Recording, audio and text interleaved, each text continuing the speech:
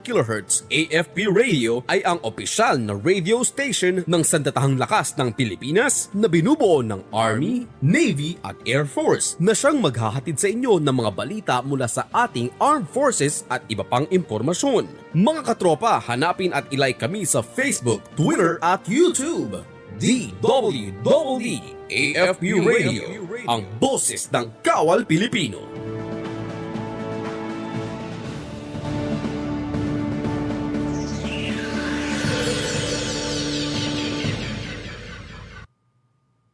Kayo ay nakatutok sa DWDD AFP Radio. Kami po ay kasapi ng KBP, Kapisanan ng mga Broadcaster ng Pilipinas.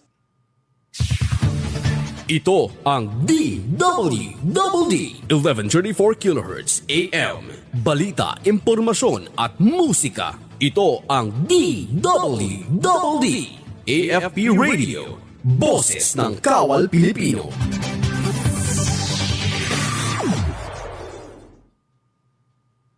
Behold the latest military news update. This is AFP Community News, hosted by Rob Suzon every 12 noon, Mondays to Fridays.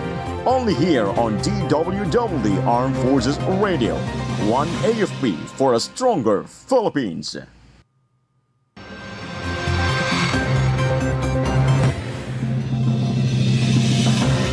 AFP vows stronger defense in West Philippine Sea. Philippine Air Force ready for Typhoon Karina. Government work classes in all levels in National Capital Region suspended. Karina further intensifies, signal number 2 raised in more than 3 areas.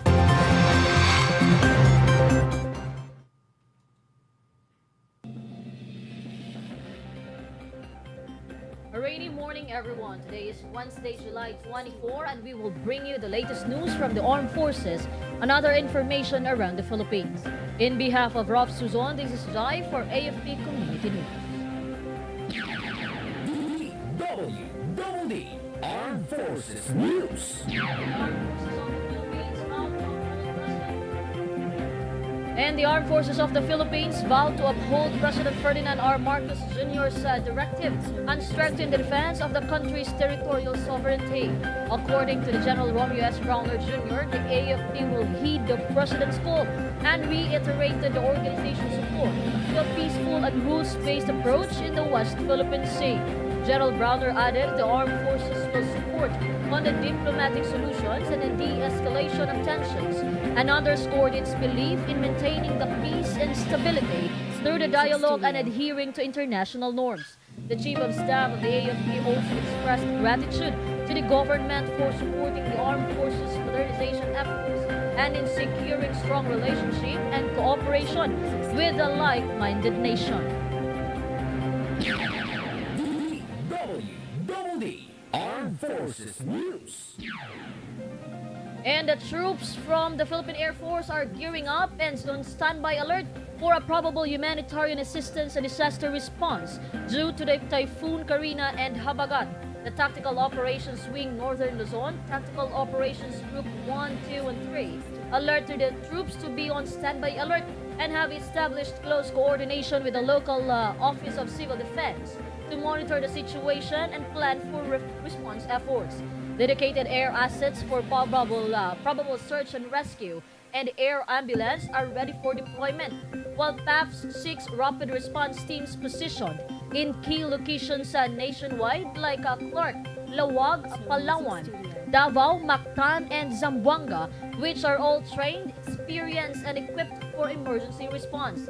The Air Force remains on high alert as the country braces for the potential impact of Typhoon Karina and Habagat. DWDD Armed Forces News. Armed Forces Radio. And we have a report coming in about 2 eastern summer towns declared NPA free. Go ahead for the details.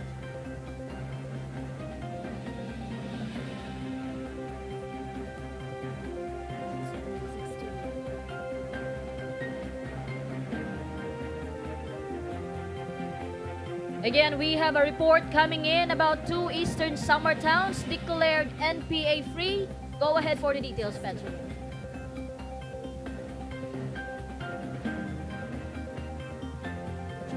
Yes, Jai. The two towns in Eastern Samar declared their municipalities in the state of stable internal peace and security conditions. The declaration of the said activity of local government units of Hernani and Maydolong in the said province was attended by key local officials, Municipal Task Force to End Local Communist Armed Conflict in Hernani, Mayor and Chair of NTF-LCAC in Maydolong, Governor of Eastern Samar, Provincial Task Force LCAC spokesperson officer and personnel of the Philippine Army and Philippine National Police. Highlights of the event was the signing of Memorandum of Agreement or Memoranda of Agreement and pledges of commitment, with the simultaneous release of white doves symbolizing peace and new beginnings. Meanwhile, Jai, the Philippine Army, PNP, and Department of Interior and Local Government reaffirmed their strong support and commitment to sustain the stable peace and security in both towns. This is Spencer reporting for AFP Community News. One AFP for a stronger Philippines. Thank you, Spencer. DWDD Armed Forces News. And the Philippines and Vietnam reaffirmed their commitment to enhancing bilateral defense cooperation during the 6th Vice Minister's Defense Strategic Dialogue. Senior Undersecretary Ireneo C. Spino of the Department of National Defense and Senior Lieutenant General Wong Xuan Chin, the Vietnamese Deputy Minister of National Defense, commended the results of the 7th meeting of the Defense Cooperation Working Group. Both officials emphasized the significance of strengthening bilateral defense cooperation under the 2015 strategic partnership between the Philippines and Vietnam. In line with the upcoming 10th anniversary of the Philippines-Vietnam Strategic Partnership in 2025, both delegations are looking forward to the visit of Vietnam's Minister of Defense to the Philippines in August 2024. DWDD Armed Forces News. And Naval Forces Northern Luzon conducted a 2024 second quarter command conference at Naval Station Ernesto Ogbinar, Quarterdeck at Toro, San Fernando City, La Union. During the conference, the command team, staff, and commanding officers discussed the command compliances on previous command guidance, maritime domain awareness, maritime operations, to Northern Luzon Command, camp plan, and unit operational updates. In his message on the said conference, Commander NFNL Commodore Edward Disagon emphasized the significance of ensuring security and stability in the maritime domain, protecting national resources, and upholding territorial law. The command conference is in line with the Philippine Navy's goal of becoming a modern and multi-capable Navy. DWDD Armed Forces News. Armed Forces Radio. And let us hear more updates from Beth about Philippines and Thai Air Forces reaffirmed cooperation at 6th PAF RTF Airman-to-Airman talks. Beth? The Philippine Air Force and the Royal Thai Air Force reaffirmed their strong partnership and commitment to regional security during the 6th PAF RTF Airman-to-Airman talk at the PAP headquarters in CGVAB in Pasay City. The said talk served as a platform of both Air Force to exchange insight, discuss shared security challenge, and explore opportunities for enhanced cooperation. High-level representatives from both PAP and RTAP participated in the event. The 6th PAP RTAF Airman-to-Airman talk underscored the enduring partnership and cooperation between the Philippines and Thailand. This is Bethan Nieta reporting for the AFP Community News, one AFP for a stronger Philippines. Thank you so much, Beth. 6 Infantry. DWDD Armed Forces News. And local officials and community leaders, in collaboration with the 101st Infantry Three Red Arrows Brigade, declared Albarca as an Abu Sayyaf group-free municipality. Due to the relentless efforts of the military, police, and local government, the long history of violence of ASG in Albarca was put to an end and marks a pivotal phase in Basilan's journey towards peace and development. Highlights during the ceremony was the surrender of the residents' 7 firearms, 2 M1 Garand, 3 38 caliber revolver pistols, 1 9mm Ingram machine pistol, and 1 45 caliber 1911 pistol. The members of the 114th Base Command Bangsamoro Islamic Armed Forces, Moro Islamic Liberation Front, and the Jihada Mindanao Command of the Moro National Liberation Front were also present to the said event to show their support on the peace progress of Albarca. DWDD Armed Forces News. And for our national news. DWDD National News. All government and classes in all levels in the National Capital Region are suspended due to the continuous rain brought about by Typhoon Karina. According to the Office of Executive Secretary, this is upon the recommendation of the National Disaster Risk Reduction and Management Council, or NDRRMC. However, those agencies whose function involve the delivery of basic and health services, preparedness or response to disasters and calamities shall continue with their operations and render the necessary services. For private companies and offices, the suspension of work is left to the discretion of their executives or officials. DWDD National News. Armed Forces Radio. On the other line, let us hear from JR about 6th Infantry Division welcomes new division commander. Campilan Division welcomes Major General Antonio G. Navarrete, Philippine Army, as its new division commander in a change of command ceremony held at Camp Shonko, Awang DOS, Maguindanao del Norte. The said ceremony was presided by the Philippine Army Commanding General, Lieutenant General Roy M. Galido, Philippine Army, who handed over the leadership from Major General Alex S. Reliera to Major General Navarrete. Major General Navarrete, a proud member of Philippine Military Academy, Bigkis Lahi, class of 1990. Prior to his new designation as the 6th Infantry Division Commander, served as the commander of 1st Infantry Tabak Division and was the Deputy Chief for Internal Defense Operations of the Western Mindanao Command. Meanwhile, Lieutenant General Galido expressed gratitude to the outgoing commander Major General Rivera for his service to the Philippine Army and the Armed Forces, and in contributing significant achievements in neutralizing threat and ensuring regional safety and stability in his area of responsibility. This is JR reporting for AFP Community News. One AFP for a stronger Philippines. Thank you, JR. DWDD National News. And Typhoon Karina has further intensified this morning as it continues to move towards Taiwan. According to Pag-asa, the center of the eye of the typhoon was estimated at 290 kilometers northeast of Itbayat, Batanes. Tropical cyclone wind signal number 1 was raised in Babuyan Islands and northern portions of mainland Cagayan and Ilocos Norte. Meanwhile, signal number 1 is raised over Batanes. DWDD National News. And Cannon Road in Baguio City was closed yesterday due to a landslide and falling rocks. Motorists were advised to take alternate routes at Marcos Highway and Baguio Bawang Road. According to Baguio Mayor Benjamin Magalong, this is to ensure the safety of the motorists, pedestrians, and residents in the area. The order shall remain in effect until suspended. DWDD National News. Armed Forces Radio. And now let's hear our reporters on the ground about Philippine Navy's search, rescue, and response teams on alert. Go on for the details, Mel.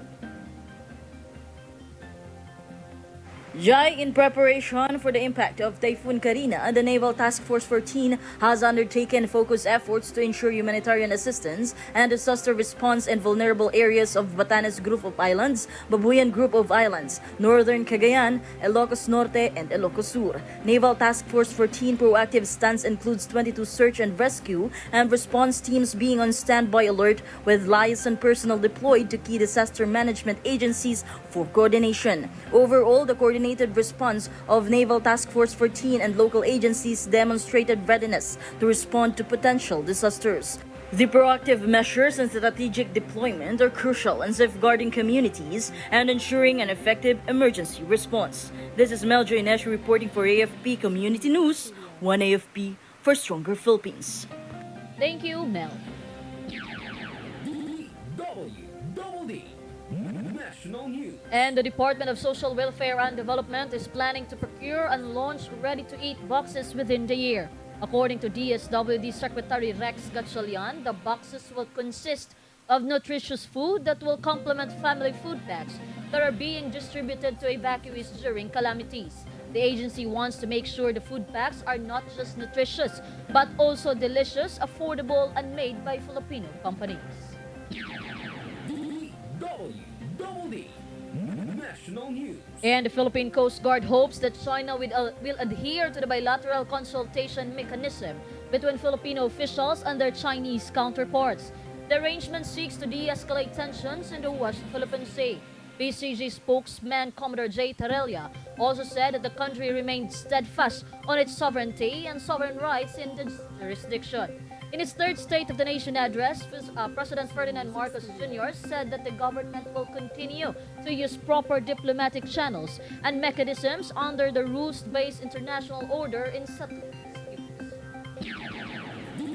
DWDD National News. Armed Forces Radio. More updates from Gina about 1st Cavalry Company. Stakeholders strengthen Piso Scholar Project. Gina? Jai, the 1st Cavalry Rapido Company and its stakeholders strengthened the Piso Mo para sa Kinabukasan Ko project through the signing of a Memorandum of Understanding at Camp Melchor F. de la Cruz, Upi, Gamu, Isabela. Stakeholders who participated on the signing of the MOU include Isabela State of Arts and Trade, Philippine National Anti-Crime Group, Technical Education and Skills Development Authority, Isabela, AFLAY Isabela Branch, FAPCIPIC Isabela Branch, and MRSG Logistic and Custom Brokerage. During the said activity, scholars and beneficiaries of the said project received cash allowance and school supplies. The 1st Cavalry Company reaffirmed its commitment to support not only in the peace and order stability of its area of operation, but also the initiatives that involves the welfare and development of the members of the community in its AOR. This is Gina reporting for AFP Community News, 1 AFP for a Stronger Philippines. Thank you, Gina. DWDD National News. It's 12:19 and you are still watching AFP Community News. House Speaker Martin Romualdez wants bill seeking to ban Philippine offshore gaming operations prioritized at the House of Representatives. This follows President Ferdinand Marcos Jr.'s announcement to ban all POGOs. Romualdez instructed House leaders to craft a proposed legislative measure that will put to a halt all POGOs operation in the country effective December 2024. The House Speaker also wants to ensure that the POGO operators will not just resort to guerrilla operators or go undercover. DWDD National News. And Finance Secretary Ralph Recto assured that the government is ready to provide assistance to workers who will be affected by the ban on all Philippine offshore gaming operators or POGOs in the country. Around 25,000 workers are estimated to lose their jobs. Recto said they would work closely with the Department of Labor and Employment to ensure workers' incomes would not be severely disrupted. The DOF chief also added that banning POGOs would not hurt the economy. DWDD National News. Armed Forces Radio. For other updates, let us hear the details about Marine Battalion Landing Team 1 provided help in a road accident at Tawi-Tawi. Go ahead, Bea. Yes, Jai, personnel from Marine Battalion Landing Team 1 through the 31st Marine Company provided manpower to an overturned passenger jeepney at Tawi-Tawi. The troops of 31st Marine Company were doing a unit's mobile patrol along the main supply road of Barangay Batu-Batu, Panglima, Sugala and Barangay Darul Akram, Languyan when they came across the incident. The said vehicle that was transporting sacks of rice, grocery items and a number of passengers were provided manpower and a 1 KM450 to bring the vehicle in its upright and stable position. Meanwhile, no civilians were reported injured or in need of medical assistance. This is Beatrice reporting for AFP Community News, 1 AFP for a stronger Philippines. Thank you, Bayan. Another update from Ella about Metro East Local Government Unit warns their constituents against leptospirosis. Ella? The local government units in Metro East urge their constituents to double the precautions being taken during this rainy season to avoid being hit of various illnesses caused by flooding and rain due to existence of southwest monsoon throughout the country. Among diseases must avoid by the public were flu-like diseases, waterborne diseases, dengue, leptospirosis, and among others. The Metro East LGU, which includes Pasig City, Marikina City, Mandaluyong City, and San Juan, continues urging the residents that anyone experiencing of symptoms of the aforementioned illnesses can interact the closest health center in their barangay for immediate help of the government for them. The Department of Health or DOH first to warn the public against the case of leptospirosis in the country after declaring the white code alert just recently. In order to cope up the present situation of leptospirosis, especially in places which is prone to flooding, the public is advised avoid going down in flood water for their own safety. This is Ella Mercado reporting for AFP Community News, 1 AFP for a stronger Philippines. Thank you so much, Ella Mercado. DWDD National News. And the Office of the Solicitor General is eyeing to file the quo warranto petition against suspended Bamban Tarlac Mayor Alice Go before the end of this month. According to the Solicitor General Minardo Guevara, new pieces of evidence against Go continue to pile up. These solidify the government's would-be case against the suspended mayor. Meanwhile, the Commission on Election is also offering its evidence against Go, specifically the evaluation of the mayor's fingerprints when she filed her certificate of candidacy in 2021 and when she voted May of 2022. DWDD National News. And Education Secretary Sonny Angara said that he will implement changes in the teaching methods in public schools. This is to address the low proficiency of Filipino students when it comes to information literacy, problem solving, and critical thinking skills. According to Angara, the teachers have to do a problem solving approach instead of the old-fashioned techniques like memorization. He also plans to add to the learning recovery methods introduced by former DepEd Secretary Vice President Sara Duterte. Duterte implemented catch-up Fridays in national learning campus. DWDD National News. Armed Forces Radio. More updates from Pampanga about the Canon Philippines held its tech voyage. Feb? The Canon Marketing Philippines showcased their latest B2B technologies at the Quest Plus Conference Center in Clark, Pampanga. The Business Imaging Solutions Roadshow 2024, optimizing business processes and boosting productivity across diverse product categories for business leaders, tech enthusiasts, and Canon partners. According to Kinichiro Kitamura, Director for Business Imaging Solutions, Clark is an emerging hub for business and commerce in Central Luzon, making it a prime spot to host their Tech Voyage Roadshow as part of their regional expansion. The roadshows have been essential in showcasing the digital solutions that are state-of-the-art and efficient for workflow management, but also designed to sustainability in mind that business can thrive. The attendees learned about Canon's innovative smart office solutions featuring advanced document readers. It also showcased its remote camera for broadcasting and remote conferencing. This is Feb Ramos reporting for AFP Community News, 1 AFP for stronger Philippines. Thank you, Fev. And another update from Sena about Philippine Army empowers youth leaders in Masbate. Sena?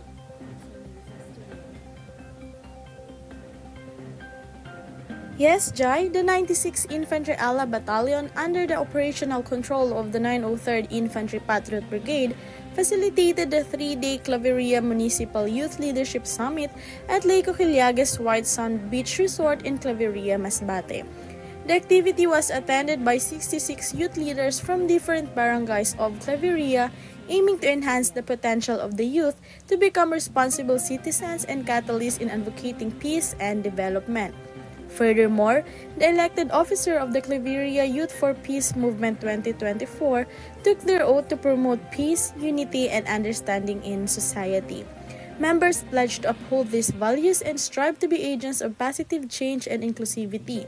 As the invited guest of honor speaker during the closing ceremony, Brigadier General Jose Rique Illanyog, commander of the 903rd Infantry Brigade, also expressed his gratitude for the unwavering support of the local government of Claveria, as well as to the youth participants for contributing to the success of the activity.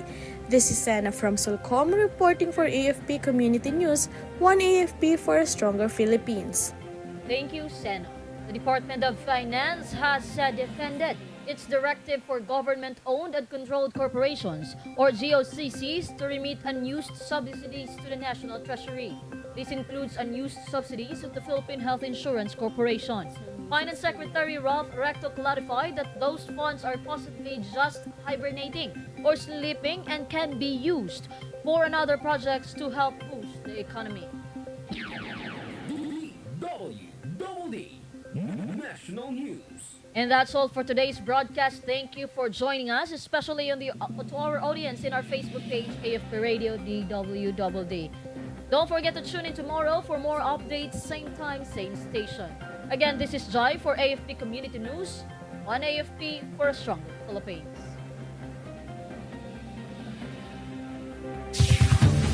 Ito ang DWDD 1134 kHz AM. Balita, impormasyon at musika. Ito ang DWDD AFP Radio. Boses ng Kawal Pilipino.